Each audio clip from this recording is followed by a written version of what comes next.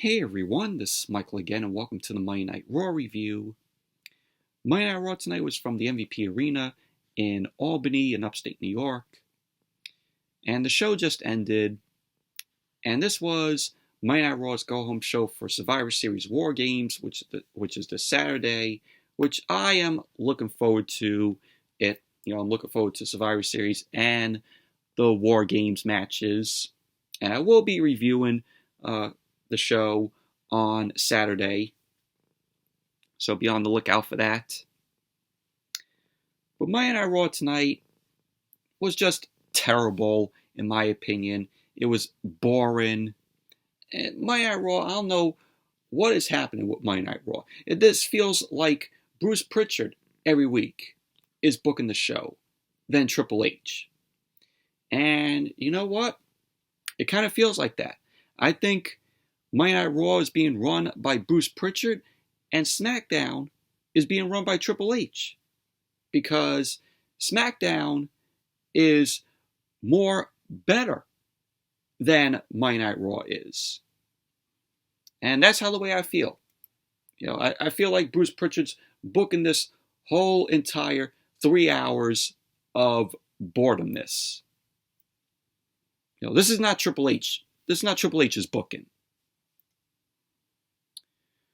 But as a go-home show, of course, WWE does nothing to get us hyped going into the premium live event on Saturday.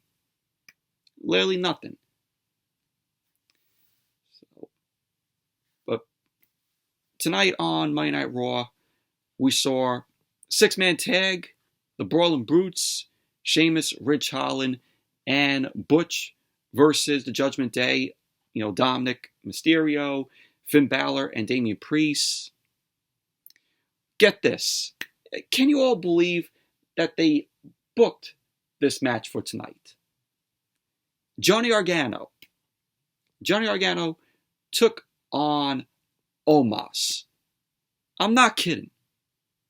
Johnny Gargano took on Omas because The Miz was too injured to compete. His hand was all wrapped up. And this was supposed to be Johnny Gargano versus The Miz, but The Miz couldn't compete. And so he sends out Omas. He sends out Omas to take on Johnny Gargano. Who asked for this? Did you all ask for this? I know I didn't. And I know a lot of you didn't ask for this match to happen either. Man, the booking of Johnny Gargano on the main roster has not been good. And what we saw here tonight with him facing Omas, this just proves that they're just trying to bury Gargano. Awful. Absolutely awful. And then Gargano being this whole Miz and Dexter Lumis storyline. It's just awful. And then we had Austin Theory versus Mustafa Ali, which Mustafa Ali just doesn't want to stay in catering. He wants to keep taking L's. And it sucks to see that. Because Mustafa Ali is very talented. And by the way they've been booking him, it is awful. Mustafa Ali, he just needs to get out of the company. But they're too stubborn to release him. They want to keep him so that they could just keep handing him L's and embarrass him even more. And then we had a tag team match, Matt Riddle and Elias versus the Alpha Academy, Owens and Chad Gable. Drew McIntyre versus Baron Corbin. Oh, God. That match, man. Oh, talk about boring. And the main event, it was Rhea Ripley versus Asuka. Rhea Ripley having her first match in 5 months. She hasn't competed or had a match in 5 months because she was injured. So this was Monday Night Raw tonight. Terrible show. But anyways, let's jump right into the review. I have my Canada Dry Ginger Ale here. Take a sip of this.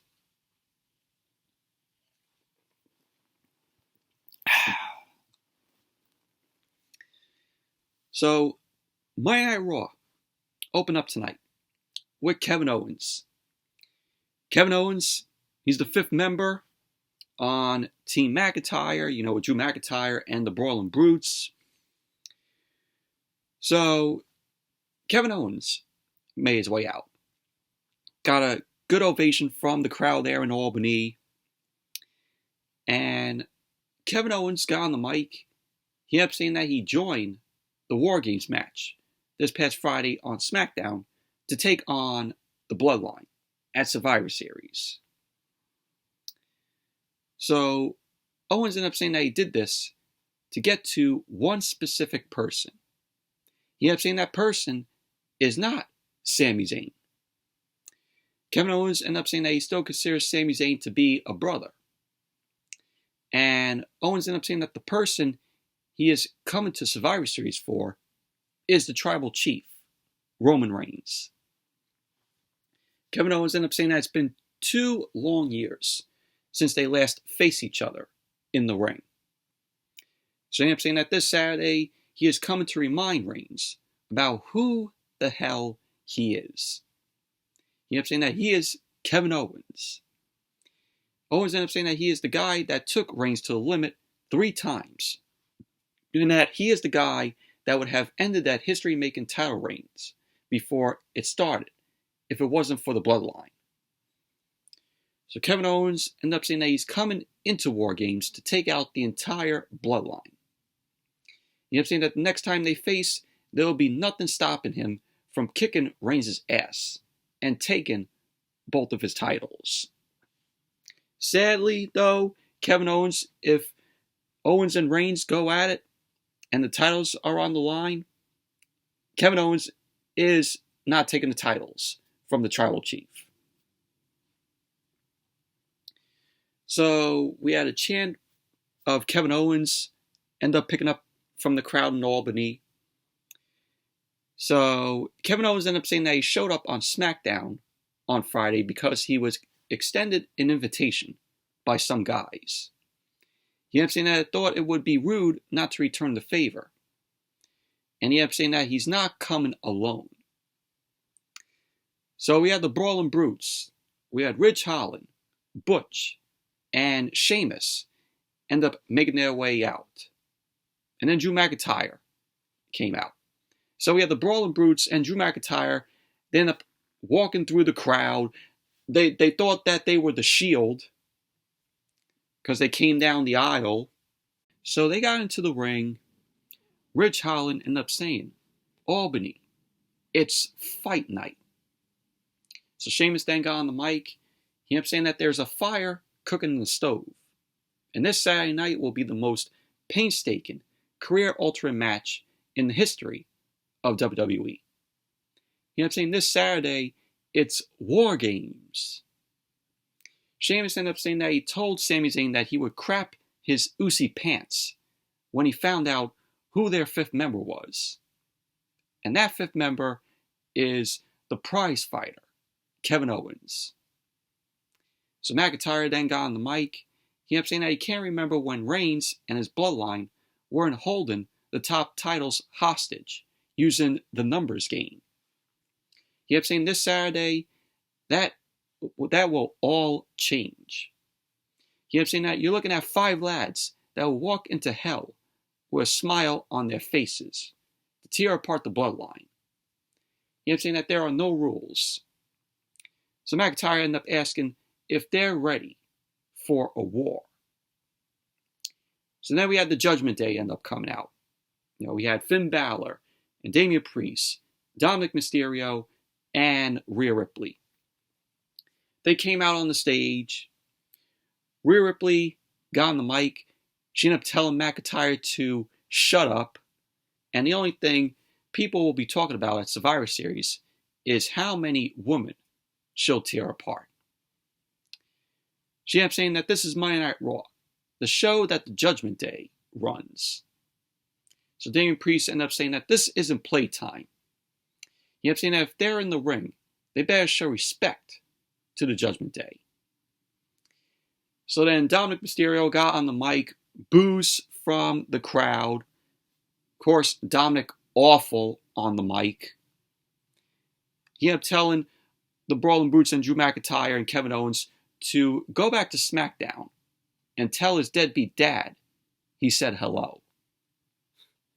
God, no charisma on the mic is Dominic Mysterio. So Finn Balor ended up saying that he's here to say something to AJ Styles. He ended up saying that Styles has been stealing from him for so long that it's time for taxing. Balor ended up saying that he's coming for Styles. And Balor ended up saying that he hopes the Bloodline destroys the Brutes and Drew McIntyre and Kevin Owens. And he ended up saying that the next time they show up on Raw, the Judgment Day won't be so nice. So Sheamus then got on the mic. He asked Balor how he was doing. He ended up saying that they may have homes 10 miles apart, but they're worlds apart. Sheamus then ended up saying that he has no respect for Balor, and that Balor is the kind of guy he's come to despise. Balor ended up saying even salt looks like sugar, and he's salty. Sheamus ended up saying that he's been waiting a long time to get in the ring and tear Balor apart. So Sheamus then suggested, let's have a match. Have the Judgment Day versus the Brawling Brutes. So Balor ended up saying that Sheamus is speaking his language, and then Damian Priest ended up accepting the challenge. So we had the Judgment Day end up running down to the ring. We had a brawl ensue with the Brawling Brutes. The Brutes ended up clearing the Judgment Day out of the ring, and pretty much that was basically that. So we saw the Brawling Brutes, Kevin Owens, and Drew McIntyre all in the ring, and then Monday Night Raw went to commercial. But I thought this was a good opening to Monday Night Raw. Kevin Owens coming out there saying that he's ready for War Games, and how he's the 5th member on Team McIntyre, with the Brawling Brutes and Drew McIntyre. So, and then we got the Brawling Brutes versus the Judgment Day, which this was a 6-man tag, and it was a good match. I really enjoyed this match. This is something that we haven't seen before. The Brawling Brutes and the Judgment Day all going at it. So the match got underway. Balor was being down in the corner by the Brawling Brutes. Sheamus tagged in. Balor ended up running out of the ring and tagged in Damian Priest. And Kevin Owens was on commentary throughout the match. It was cool hearing Owens on commentary. So Sheamus and Damian Priest started brawling. Priest then punched Sheamus back into the corner. So Sheamus then started punching away at Damian Priest. So Sheamus ended up booting Damian Priest down. Sheamus ended up pulling himself to the top rope. Damian Priest grabbed Sheamus by his throat. Sheamus got on the apron and avoided a kick by Priest, and he ended up knocking Damian Priest back. Sheamus ended up going up to the top rope, and he ended up hitting a flying clothesline to Damian Priest, to which he went for the cover. Priest kicked out. Ridge Holland then tagged in, and he ended up attacking Damian Priest. Holland ended up going for a delayed vertical suplex, but Damian Priest ended up reversing that. Priest ended up sending Ridge Holland into the ropes, and he ended up delivering a knee to Ridge Holland. Priest ended up coming back, and he delivered a back elbow. Priest started punching away at Ridge Holland in the corner, and he ended up hitting the broken arrow on Ridge Holland. So Dominic ended up tagging in, started punching away at Ridge Holland, and the crowd was loudly booing at Dominic. Dominic started punching away at Ridge Holland, ended up booting Ridge Holland in the head. Ridge Holland ended up knocking Dom back, and Balor ended up tagging in. Balor came in, he ended up dropping an elbow on Ridge Holland. He ended up going for the cover, to which Ridge Holland kicked out. Balor then ended up hitting a snapmare, and he ended up hitting a low drop kick on Ridge Holland. He ended up going for the cover. Holland kicked out. Balor then delivered a snap suplex to Ridge Holland, and he tagged back in Dominic. Dominic started stomping away at Ridge Holland and started punching away at him. So we had the crowd end up chanting, "Who's your daddy?" to Dominic. So Dom was signaling to hit the Three Amigos on Ridge Holland like Eddie Guerrero. But Ridge Holland ended up powering Dom up, and Holland delivered a suplex to Dom. So Balor tagged in, and so did Butch. So it was Balor and Butch going at it. Butch ended up kicking Balor into the corner. He ended up hitting a double knee onto Balor's arm.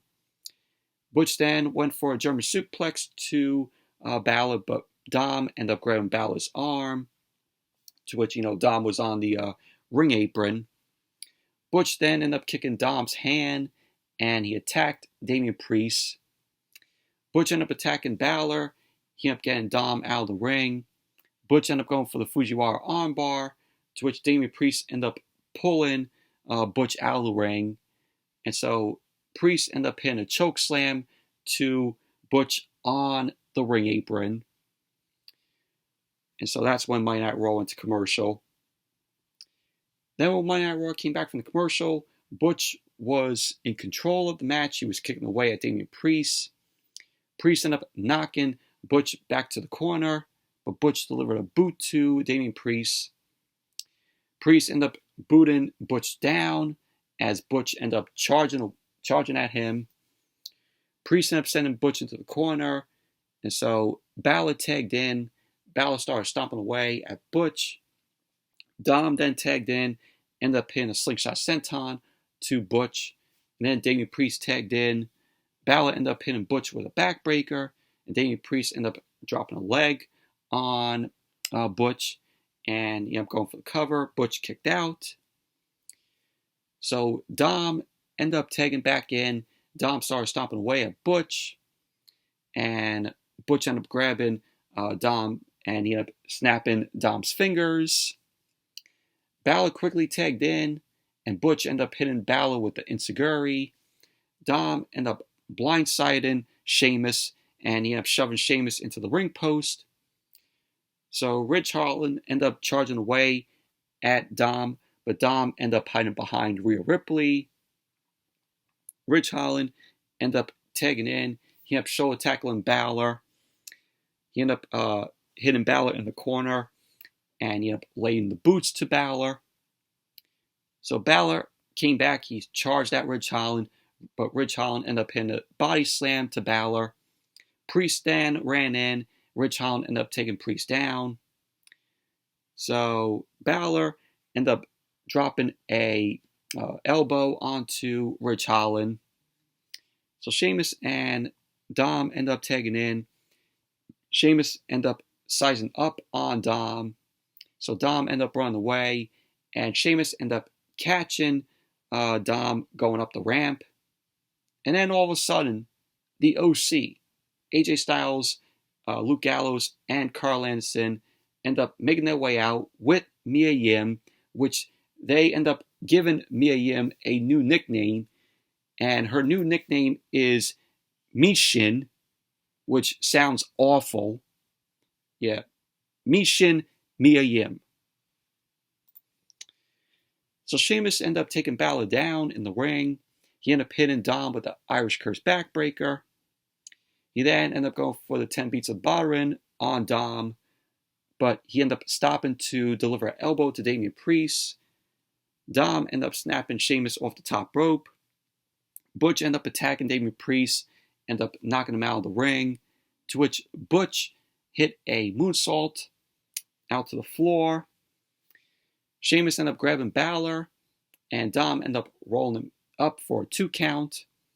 Sheamus then ended up grabbing Dom on the apron, and Sheamus ended up brutalizing Dom's chest with the 10 beats of Baron, and Sheamus ended up delivering 20 shots to Dom's chest. So Sheamus ended up going for the Bro Kick, which connected on Dom, and Sheamus ended up going for the cover, and there you go. The Brawling Brutes ended up winning this 6-man tag. Post-match, Balor ended up attacking Sheamus from behind, but Sheamus fought Balor off. Sheamus then brawled with Damian Priest at ringside. Luke Gallows ended up taking out Damian Priest with a spin kick on the ramp. Kevin Owens got up from commentary, and he got in the ring. And Kevin Owens ended up hitting Balor with the stunner.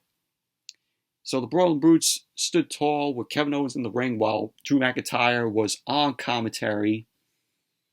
And then Drew McIntyre got into the ring, and the Brawling Brutes, Drew McIntyre and Kevin Owens were all celebrating the ring, and that was that. But overall, this was a very fun, enjoyable six-man tag. And then we saw Johnny Gargano. Johnny Gargano was backstage. Kathy Kelly was there. She was interviewing Johnny Gargano. Gargano ended up telling Kathy Kelly that he wants a rematch against The Miz because The Miz takes too many shortcuts. So Kathy Kelly then asked Gargano about Dexter Lumis, to which Gargano ended up saying that he wants to help out an old friend. He ended up saying that he will not get involved in Dexter Lumis' business next week. And so Dexter Lumis won't be involved tonight. Johnny Gargano ended up saying that he'll take out The Miz next. And so then, as Monday Night Raw came back from the commercial, Johnny Gargano ended up making his way out. Johnny Gargano got new music tonight. It was a sort of a remix of Rebel Heart, but definitely wasn't as good as his original entrance theme, Rebel Heart. So The Miz then ended up coming out. The Miz was not dressed to compete. He was still dressed in his suit. Miz got on the mic. He ended up saying that he wants to beat Gargano down, but he got injured doing a TikTok video. So The Miz ended up hurting his hand on a cactus because he's rich, and his hand was all taped up. So he ended up saying that in 1 week's time, he will be ready to beat Dexter Lumis. So The Miz ended up saying that he knows Gargano wants to put on a show, and he did the right thing and found Johnny Gargano an opponent, to which that opponent was none other than Omas. So we had Johnny Gargano versus Omas. What a terrible, boring match this was. Who even asked for this match? I know I didn't. I know a lot of you did not ask for this match either. You mean to tell me that The Miz couldn't find anybody else to face Johnny Gargano, yet he had to ask Omas? Yeah, he had to ask Omas. Unbelievable. This just made them bury Gargano here. So Omas ended up taking Gargano down with a boot. Gargano rolled out of the ring to recover. Omas went to the outside. He ended up smashing Gargano's skull on the commentary table. Omas went to go inside the ring. Gargano ended up drop kicking Omas off the apron. Gargano ended up making Omas stumble with a suicide dive. Gargano was going for a plancha, but Omas caught him, and Omas dropped Gargano on the apron. Omas tried to pull Gargano into the ring, but Gargano ended up kicking him back. Miz quickly distracted Gargano as Omas ended up going for the tree slam, and Gargano ended up kneeing Omas. So we had Gargano end up super kicking Omas 3 times, and Omas was down. Gargano ended up going up to the top rope. He dived off the top, but Omas caught Gargano by his throat.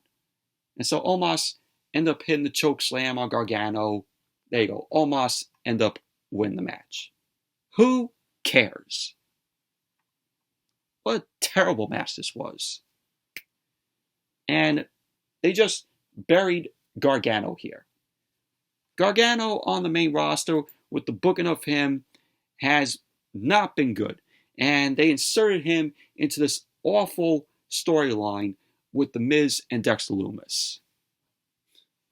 Johnny Gargano deserves better. And yet, they feed him to Omos. Why? I don't know. Well, yeah, good job, Bruce Pritchard. Good job. The more and more, every week we watch Monday Night Raw, the more we see Triple H is not in creative of this show.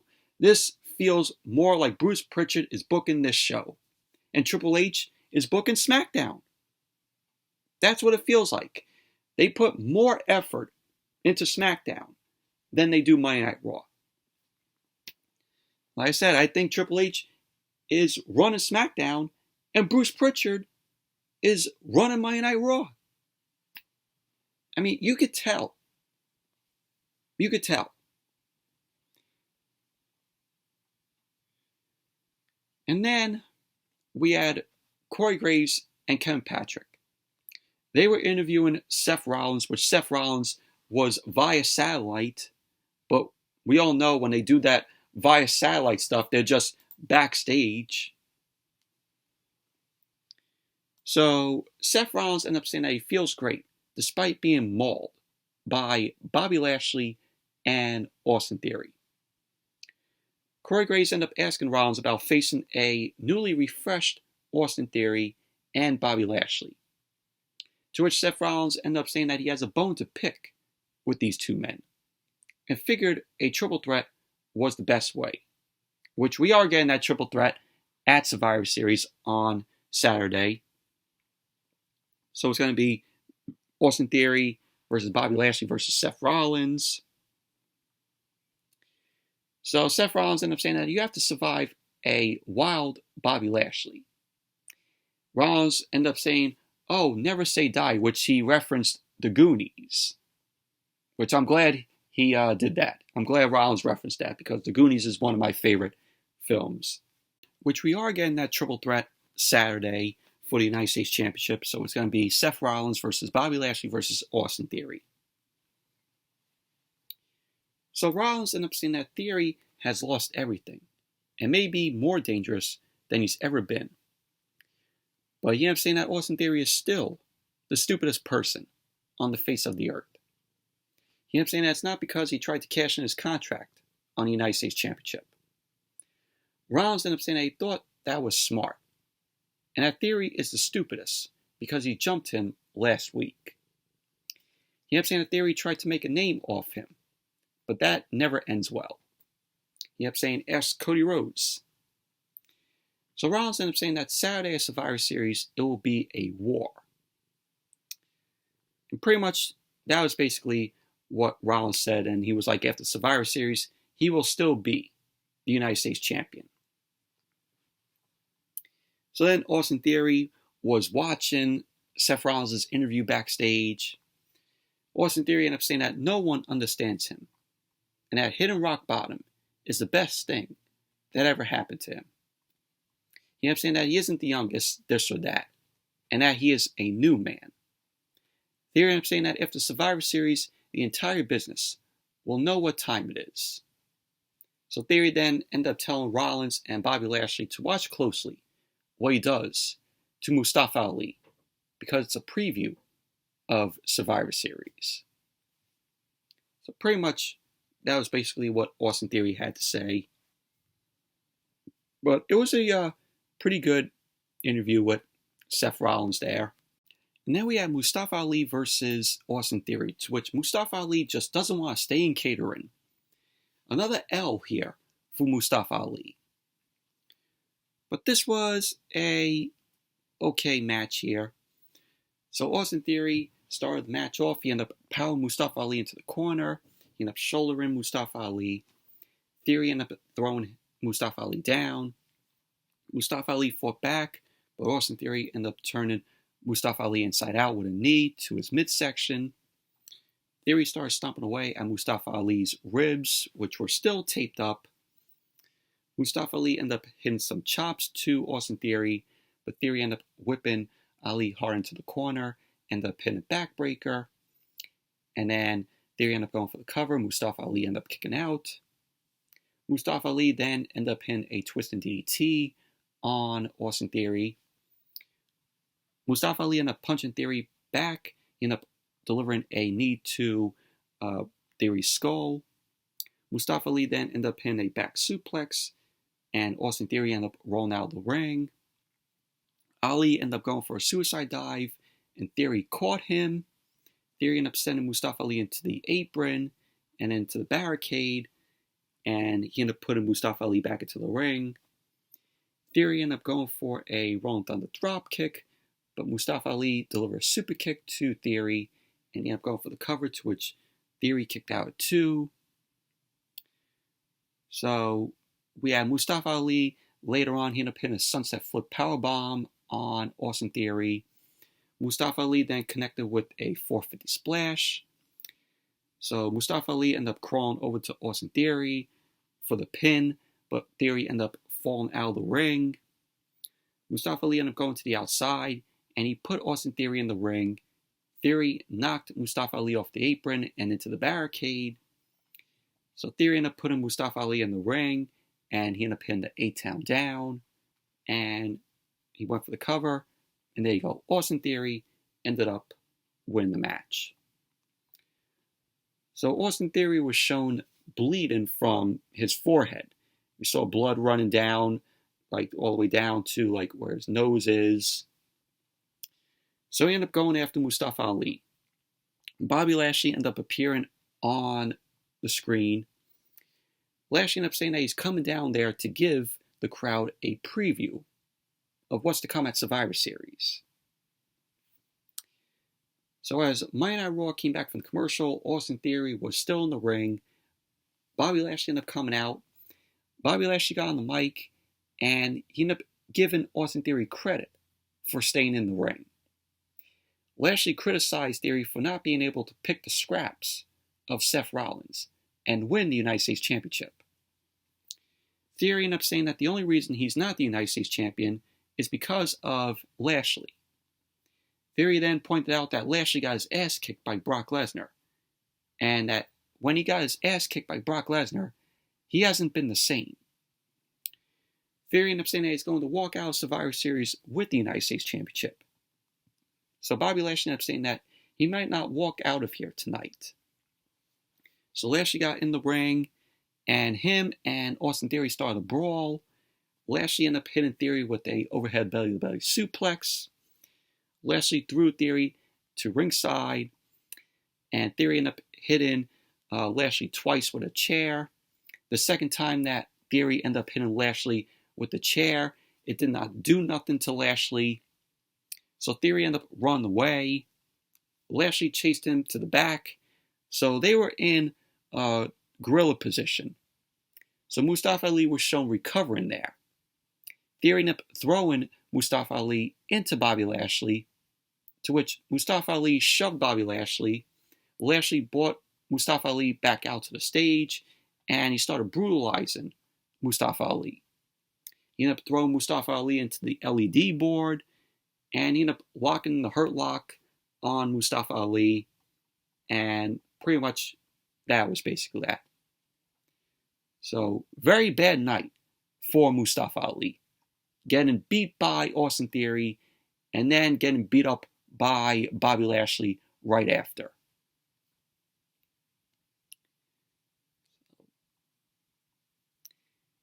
And then we had the Alpha Academy, Chad Gable and Otis versus Elias and Matt Riddle.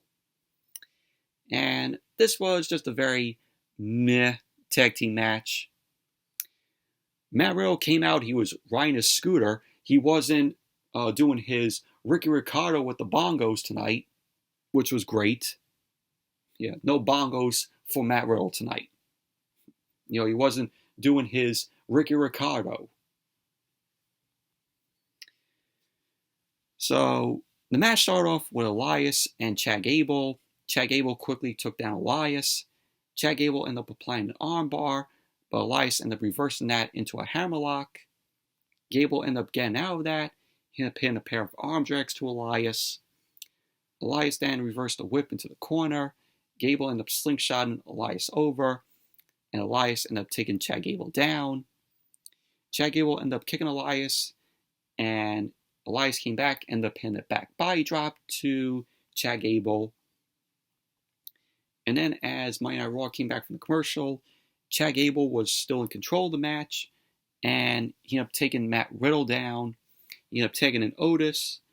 Otis came in and attacked Matt Riddle, ended up hitting a scoop slam on him.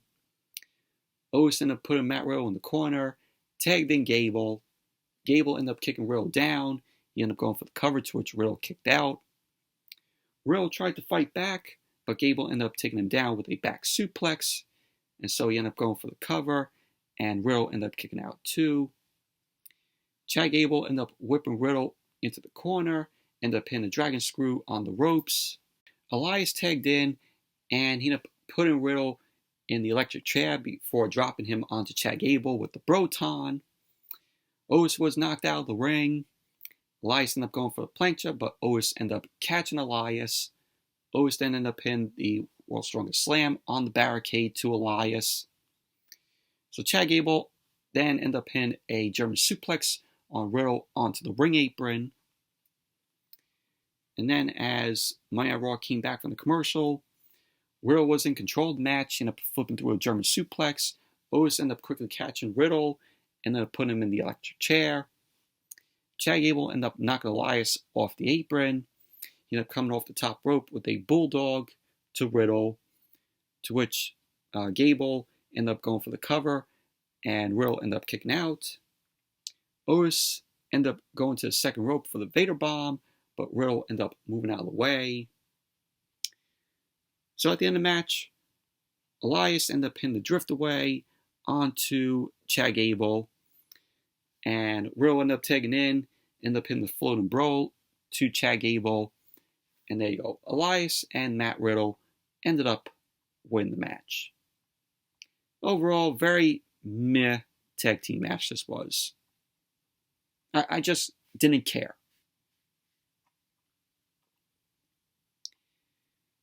And then we saw JBL and Baron Corbin playing poker backstage once again.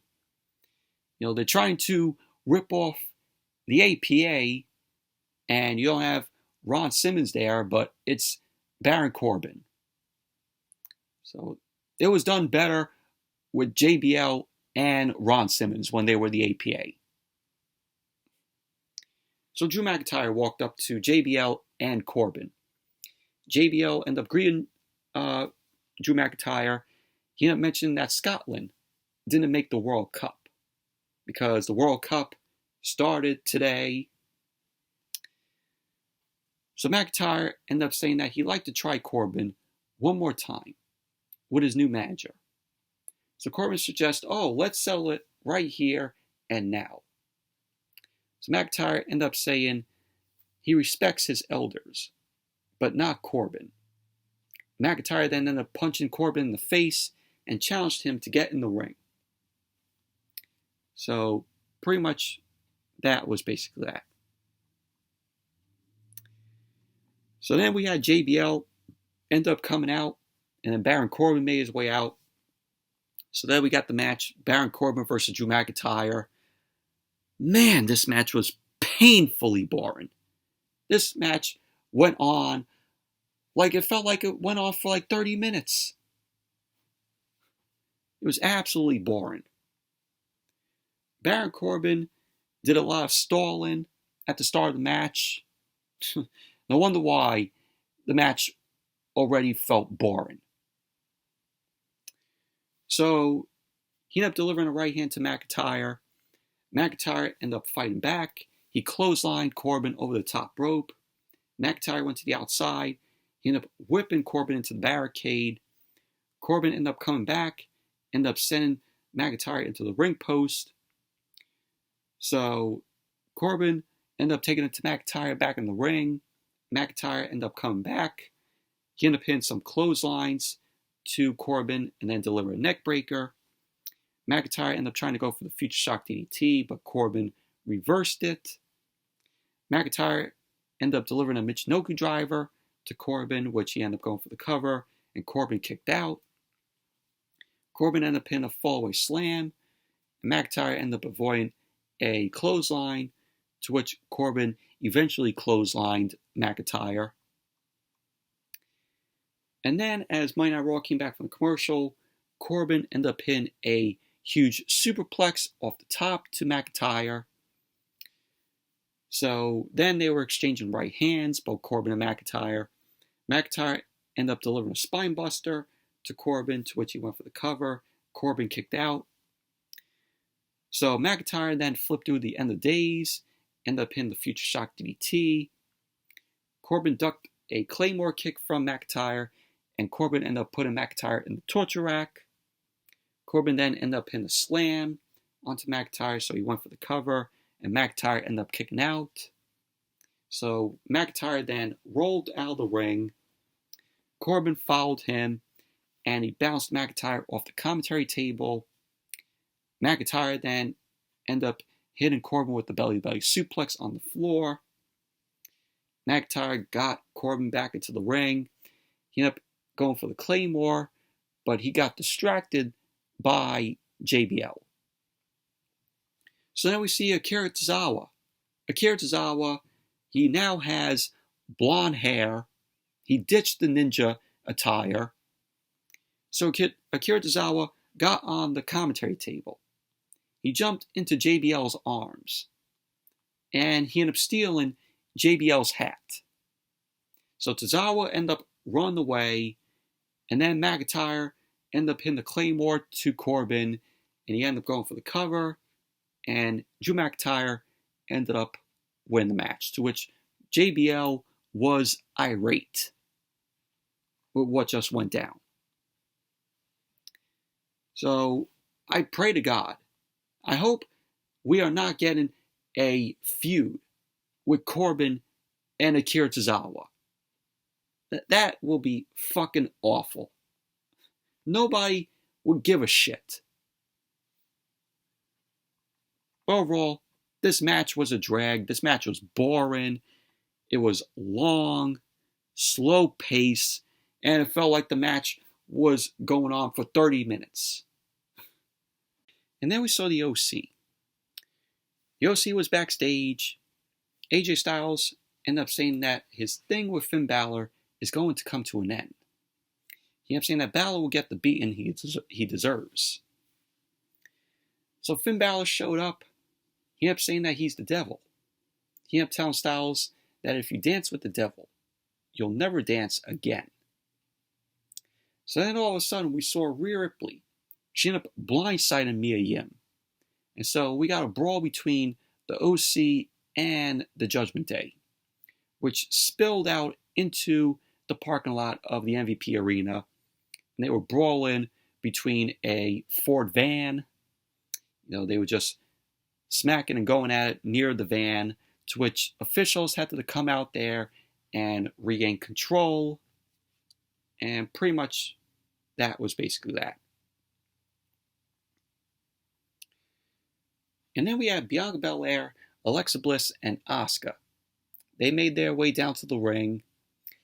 And when we saw the graphic with their names there, it showed Mia Yim's name on there, to which she was not out there because of the brawl that ensued, with her and Rhea Ripley.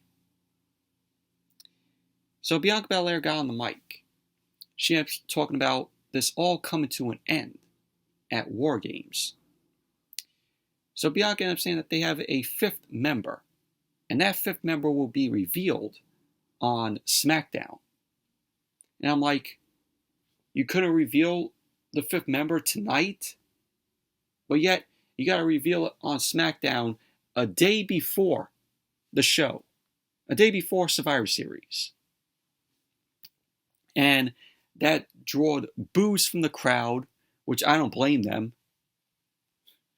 We got to find out on SmackDown a day before the show. So then Damage Control ended up coming out. Bayley, Dakota Kai, Io Sky, along with Nikki Cross and Rhea Ripley. Of course, Nikki Cross coming out there. Yeah. So Bayley ended up saying that Bianca is stalling because no one likes or respects her. So Asuka ended up telling Bayley to shut up! And she ended up saying that she wants to fight Rhea Ripley. Rhea Ripley ended up saying that she'll eradicate Asuka, as she did at WrestleMania. So when Monday Night Raw came back from commercial, we had the match. This was the main event. Asuka versus Rhea Ripley. This was an advantage match for War Games. So with this match, this is another match that I didn't care for. This was just a meh main event. Rhea Ripley ended up throwing Asuka across the ring.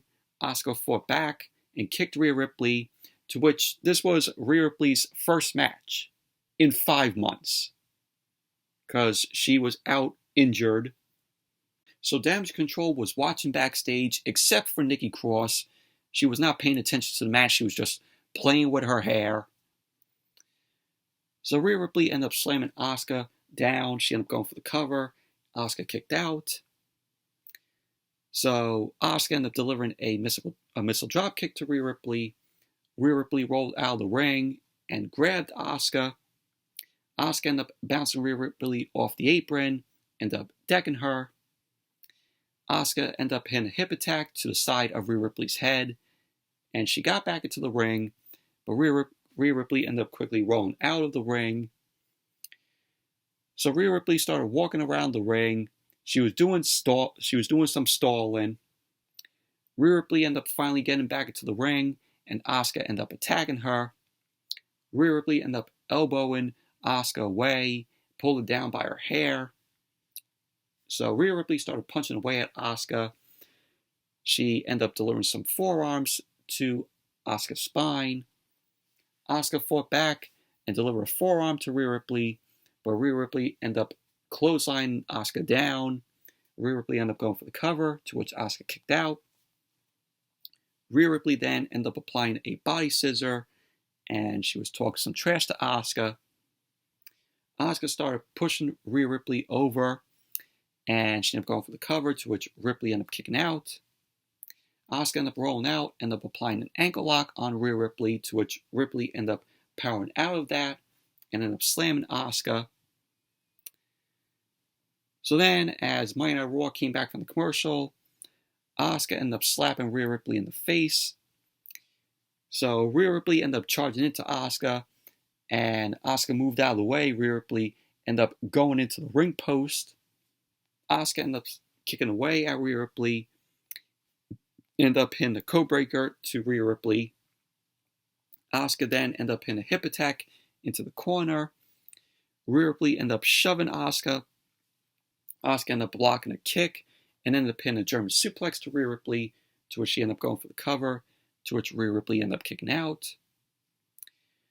So Rhea Ripley ended up getting to her feet, ended up applying the prison trap on Asuka, to which Asuka was screaming in pain.